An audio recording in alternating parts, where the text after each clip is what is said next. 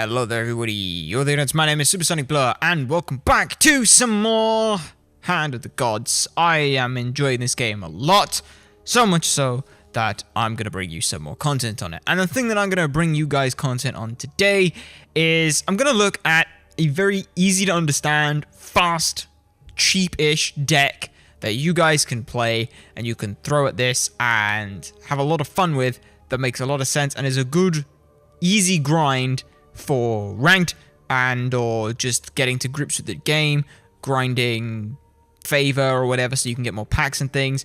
It's a fairly cheap deck using a lot of the commons and rares, if even that. Most of them I believe are actually just class cards.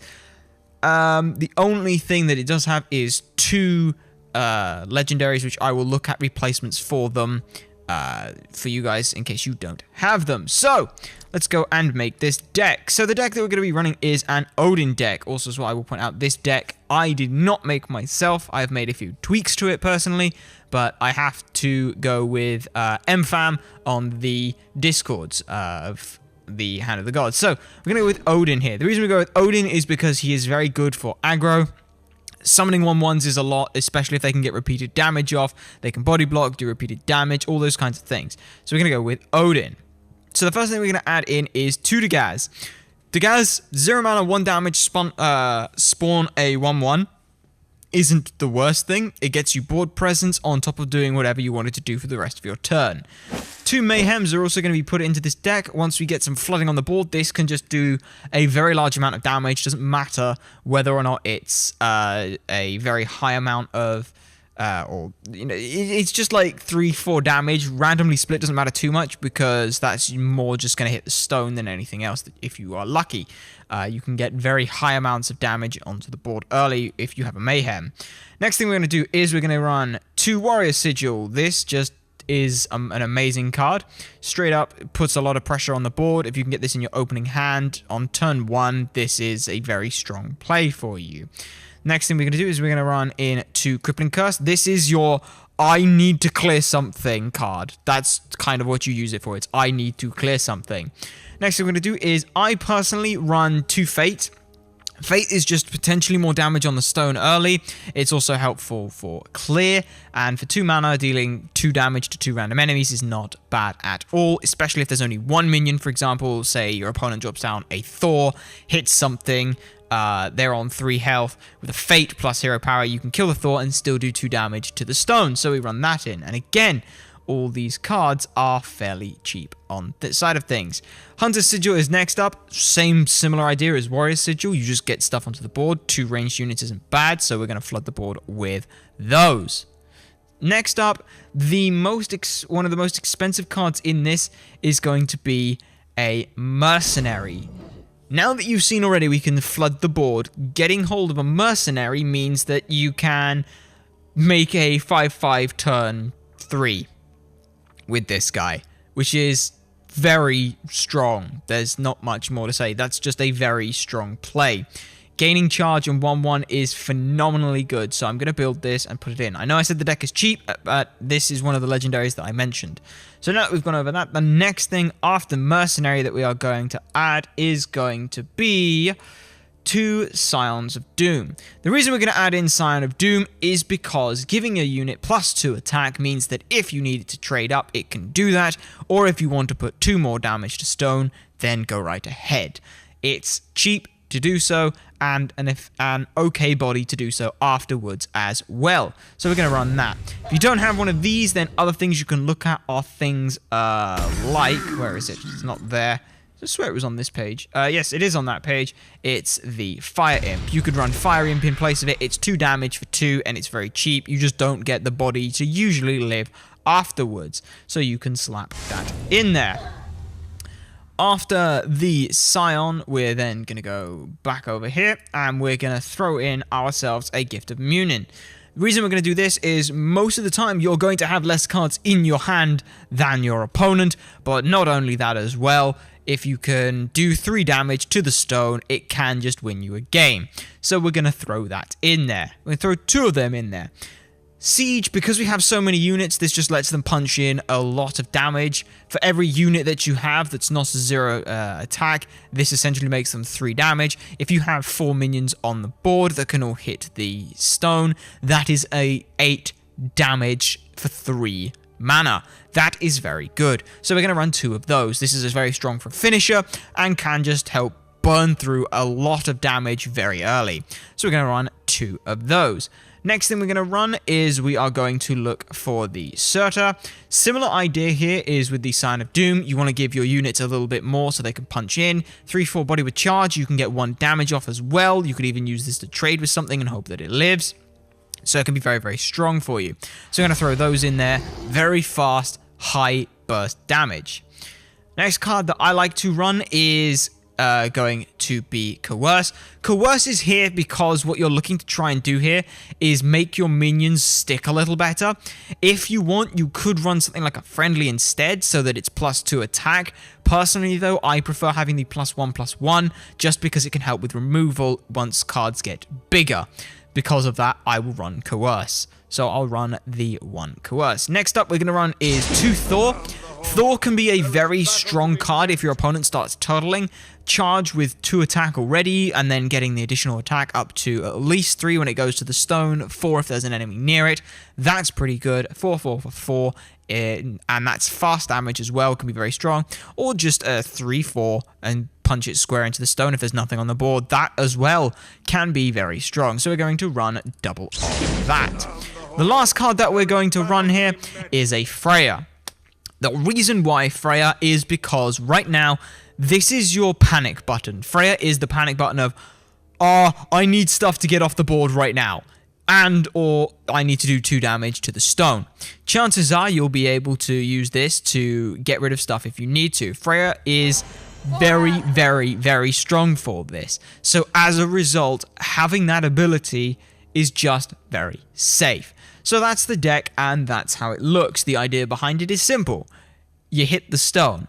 You hit the stone, you try not to make too many trades, you try and keep as many little things on the board as possible, and you just try and hit the face as hard as possible, as quickly as possible. And judging by the fact there are so many low-cost cards in this, you are more than likely able to do so. So, first thing I'm going to do is going to go over, let's say we don't have Mercenary and we don't have Freya. What are we going to run in place of that? There are a couple of options that you can do.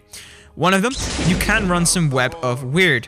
The web will enable you to gain access to some of those other gods. For example, you may not have access to Freya. This could fetch you a Freya.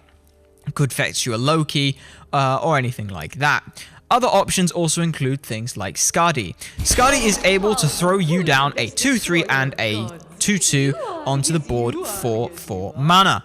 This helps also throw up a bunch more minions with spam stuff, and also isn't too bad in itself. The ranged attacks can be quite nice for picking off stuff from a distance, and Calder being 3 damage as well as a 3/3 body is very, very strong.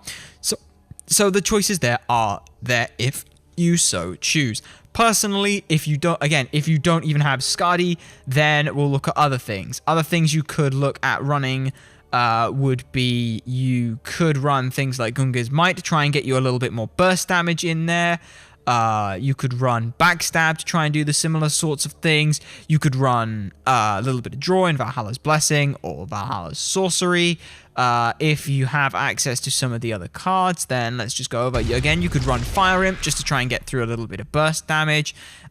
You could run, let's see, you could run things like White Tiger. You could run things, not Thracian, let's get rid of that. You could slap in a Decrepit Bowman to try and help you with sticking stuff onto the board. Imperial Archer is a card that is viable because you can use this to say every spell you hit is going to ping 1 damage, so that could be quite good. With a lot of low mana cost spells, this can be very strong. You play Imperial Archer, Dagaz, turn 3, you've done 2 damage, you've done 4 damage, 2 of which is randomly sent, and you summon 2 1/1s and a 1/3. That's not bad. You could look at, if you want to go a little bit higher up into things, then you could run things like Zabin Scout. Zabin Scout enables you to keep those minions on the board, meaning that your presence is a little bit stickier if you want to take it a little bit slower. Other than that, you are starting to run into cards that are just a little bit too high on the mana cost for what you're looking to try and do. So from this sort of regard, then you aren't really looking to do anything else. However, I'm going to stick with the idea of having Mercenary and Freya.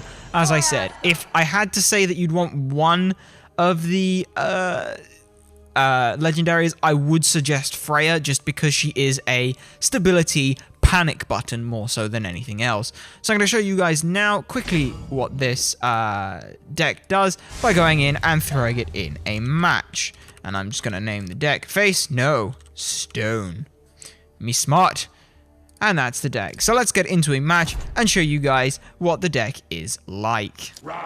Alright then, so we are going to be facing off against an Arpoche. This is going to be interesting. So opening hand-wise, I'm going to get rid of all of these except Crippling Curse, just in case. I'm going to keep Crippling Curse. So my first move is going to be fairly simple. I'm going to throw this down and throw it here. The reason I'm throwing it here is because all 4 of these spots this can hit, and it can hit any of these as well. So putting this here is my favorite place. Personally, that's just me. Now this also means I can Crippling Curse stuff if I need to. He throws out a Surtur, turn 1. Let's see, he has 1, 2, 3, 4 cards in hand, and I have 5. As a result, would it be worth me throwing out Crippling Curse this turn? Probably not. So what I'm going to do is throw this up here, and I'm going to go Stone. My reason for going Stone is simple. I want to kill this. If I kill the enemy summoning stone, I win. This is going to be annoying if it throws in more damage, but thankfully enough, he's just thrown a lot of damage at it. Or it's going to take chip damage one turn after turn after turn. And I can now use Thor if I so choose to just smack it a bit, which I may very well do. Chances are he's going to try and throw down a 1-1 zombie in the back line. I'm kind of fine with this. The worst thing that would happen here is, never mind, I don't even have to worry about it. I'm just going to degaz it. Now that I've degazzed it, I feel very good about myself. So we're going to throw this up here. And to make things nice for me, I'm going to do that. My reason for doing that is because I don't want anything on the board that can potentially weaken me. This is the only time I will ever trade, is right about then, when it feels very, very strong to do so. Next turn looks like it's just going to be a Thor Mayhem turn, maybe Gift of Moonin kind of play. We'll have to see what he does. Alright, immune to melee. That is annoying, but not by any means the worst thing that can happen. What we're going to do for this turn then is we're just going to try and RNG this as quickly and easily as possible.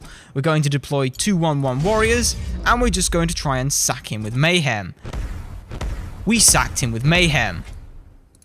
I'm not gonna lie, it feels incredibly good to sack him with Mayhem.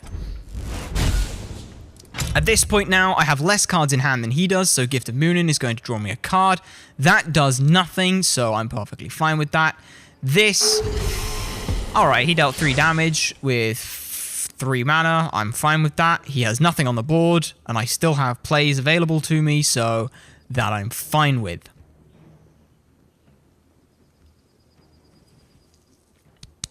I do wonder. Alright, so Scion of Doom does nothing. So what I'm going to do is... let's see.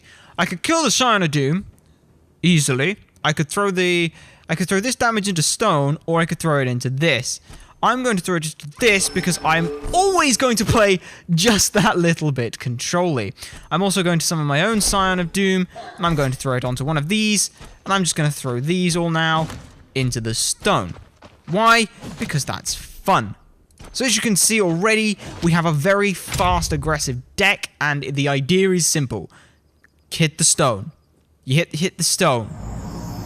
That is the annoying card that can cause this deck some issues. This is the one card that can do it. So, thankfully, I think I have options here. What I need to do is I need to summon this. I need to put this here. So 2... Yep, I have enough to kill it, which is nice.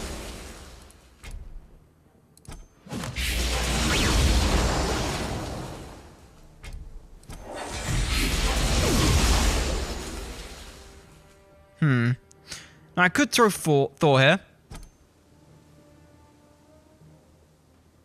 Yeah, what I'm going to do is I'm going to use this. I'm just going to use this, kill this off, which is all fairly easy. Throw Thor down and smack that. Next thing I do is move this here and hit this. And that's pretty much going to secure victory. He needs to do 4 damage to this. and hope that I don't have any removal for it. And instead he concedes. So as you can see, this is just a very fast, quick deck that the whole idea is simple.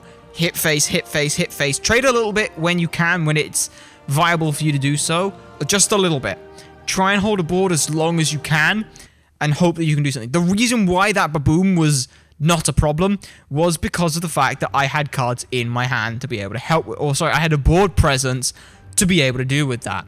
If I didn't have any board presence, baboon is the worst card to face. One of the easiest things that can deal with it is that. He also positioned it very poorly. If he'd have positioned it right in the back, then it would have been slightly more difficult for me to deal with, but he didn't. So that was a slight misplay from him, which I was luckily able to take full advantage of.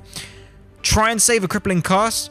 Just try and save one for cards like that. Things like Fire Giant, Baboon, anything with very high amounts of health. So you could have, let's say, facing Chinese, you could end up with a Sun Wukong, Guan Yu, or an Ao Kuang that you need to try and deal with. That just helps with that. If you're going in against Egyptian, be very careful of Khepri. Khepri poops on you a lot and can be an issue. Sobek can also be a problem where you throw a lot of damage to the stone. He's able to start healing it very quickly, so be careful with that regard. Anubis can just be annoying. Annihilation is just a card which you have to be careful of. But if you get into turn 6, chances are you're looking to just try and close the game out with a fast bit of damage. From the Zeus side of things, Apollo is one of the most annoying cards, just because Apollo is ranged. Ranged units make you cry. Hobwa can make you cry as well. Thanatos isn't the worst thing in the world to find. Athena is going to hurt. She will always hurt. So just prepare to cry when you face Athena. Our Poash side of things, Humbats can get devastating. Ritual Strike is potentially a combo card for him, so be careful with that. Be careful on zombies as well. Raise the Grave is a big card, and then suddenly you have 4/4s running at you. Other than that, that's not too much of a problem. Against Odin, just try and out-swarm the board, really. The big thing which shuts down Odin is board presence. And so if you can get an early board presence, he can't do anything against you, as you saw in that match. Yeah, watch for Freyas as well. Against Rome, just put too many minions on the board for him to deal with. Is probably the easiest thing that I can suggest to you. You throw more minions on the board than he can deal with. He can't remove them all very easily. Venus is a big pain in the butt, though, because all your 1/1s now just die. That makes you cry, so try and be careful with Venus. Other than that, late game cards. You won't win the late game against the cards that a Roman Pantheon has access to, so you're just looking for burst. That you have to be careful with. And then everything else is fairly simple. Hit the stone as much as you can. Try and keep the board as strong as possible for yourself. And other than that, have fun with the deck. Like I said, very fast, very cheap deck for you to be able to build. I will try and give you a total dust value of the deck, so how much it would cost to make the deck from dust, and I'll put that up on screen here. And yeah, I hope you've enjoyed this. If you have any other deck things that you want me to take a look at, please do let me know. And if there's anything in particular that you want to see from Hand of the Gods contents, then again, let me know in the comment section down below. If you want to try out Hand of the Gods for yourself, link will be in the description for you to be able to go and pick up the game. Remember, it is in open beta, so you don't need a code anymore. Either way, ladies and gentlemen, my name has been Supersonic Blur. Remember to like, comment, subscribe, and favorite for more, and to share this stuff so people know that it exists. You guys have been a fantastic audience, and I shall see you all next time.